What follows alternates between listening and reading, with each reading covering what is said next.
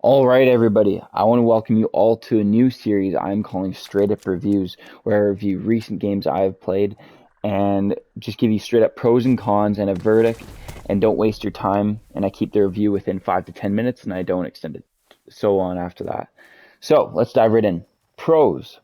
First off, I think this game is great for going in with no clue what to expect and doing one run through for their first run through because the fact that I didn't have any idea what to expect, it gave me a lot of different ideas and a lot of surprises throughout the whole thing. So I recommend, if you have seen a bunch of other streamers play this game already and you watch the whole thing, I wouldn't recommend spending your money on it because you already know a lot of what the story's about, you know what to expect, stuff like that. Next up, I want to talk about is the sound and the gore. This part really surprised me. This is where it really shines. The sound when you're walking through the forest, when you're there's a jump scare, the soundtrack and the gore were all on point. All these made the game a whole lot better just with all those things there. As I mentioned, there was great surprises too. As when I made a decision in the game of whether someone died in that, it really stuck with me after. And I thought about that. It stuck with me where I didn't want to. I wish I could have just gone back and rewinded the thing and fix that, which is what they give you after you finish the game. They give you a rewind feature where you can change these decisions, but you only get three. So that was something like the storyline. It really stuck with me if I made a bad decision, and I was really trying to get the best ending.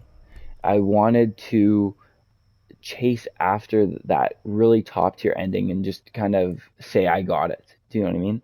So I would do the best I could, and I would get absolutely so pissed off if someone died that I didn't want to die. You know, so this game really did a good job at playing with your mind in those parts where it made you really want to go back and fix those. As I mentioned, yeah, so great surprises throughout the whole thing. There was a lot of parts where I was like, there's no way that happened, or there's no way that this is true, stuff like that. Um, so if you like being surprised, this might be the game for you. Also, I just want to mention too, another pro was it was a really good cast. A lot of these actors in here I had been watching since I was young, and so I knew who they were. But that could differ from person to person. But I know that, like, I knew Ted Raimi, I know David Arquette, I knew the chick from Insidious. I don't know her name actually, but I've seen her in tons of movies, and so it was cool to see them in this game. All right, as for the cons, my opinion, it was too short. I finished this game in a matter of 4 days, and I only played an hour or two each of those days, and it was already done. Um, I felt like they had a lot of ongoing cutscenes to draw out chapters too. There was the chapter with the two characters in the cell there, and they were being held captive downstairs.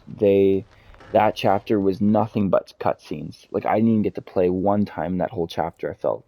And it felt like it was drawn out to be like 30 minutes of just watching. Like, I was just sitting there with the controller in my hand on stream, and it just time was just felt like it was taking forever with all that. You can't skip the cutscenes too in either playthrough. You can't do it in your first playthrough, and then I tried playing it in a second time, it doesn't let me skip the cutscenes. um and then I also tried the movie mode, and I didn't find that to be anything special. I thought the movie mode, I thought what it was, they hyped up to be this big thing that it would be done within 2 hours or something like that, is what I was expecting. So I was expecting to play like a movie, like a 2 hour movie, or maybe maximum 2.5 hours. And I thought they were going to condense it all into a movie. So I was really excited to see that. But it ended up just playing all the cutscenes, and it turned out to be about 6 hours and 48 minutes. Like, I don't know any movie that's 6 hours and 48 minutes. So I that movie mode wasn't what I thought it would be, if that's what you guys were thinking too. The Yeah, I was planning to put this on as a movie with my family one night, and we were just gonna sit down and enjoy this as a movie for with popcorn, but I'm glad I didn't because I thought it would be done in 2 hours, but yeah, it was 6 hours. I remember starting the stream, and then I went to the gym to when the stream was starting, and then I came back, and this thing was still ongoing. Next up, the replay value. I didn't find it was that high. I did not have any feeling to want to go back and go through all these cutscenes. It's a huge time dedication to sit through some of these cutscenes over again. Than the fact that you can't skip them. The quick time events were a bit too easy, and there was no downfall to them. Meaning, like if you messed up a quick time event, it didn't really have a downplay on you. It pretty much gave me the same outcome regardless. Yeah, you hit your head, but it still ends up being the same thing whether you were planning to escape or not. Um, and after finishing it, it just felt like a long movie to me with the price tag of $90 plus tax. You know, I'm trying to sell this movie now. I put it on Kijiji, but I feel like I would, I haven't gotten any offers on it yet because I feel like anyone that has played this game or would be interested in this game won't want to play it over again.